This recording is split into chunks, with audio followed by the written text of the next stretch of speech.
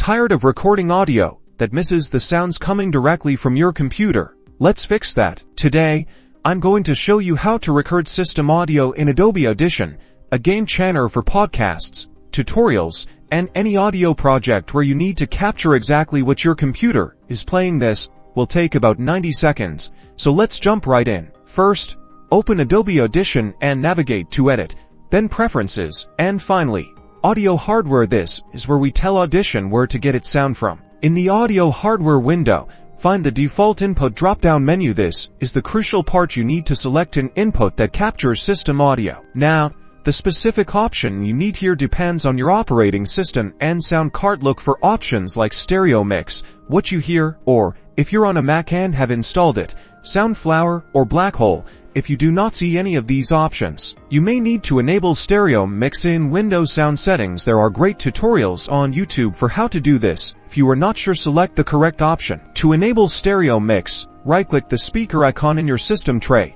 select Open Sound Settings, then click Sound Control Panel on the right in the Recording tab. Find Stereo Mix, right-click it, and select Enable again. If this is too fast, pause the video. Back in Audition, with your system audio input selected, click OK to close the audio hardware preferences. Now, create a new audio file in Audition, and click the Record button.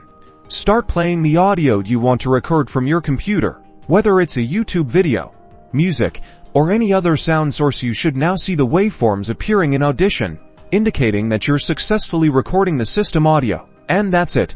You've successfully recorded system audio using Adobe Audition. Don't forget to like this video and subscribe for more audio editing tips and tricks.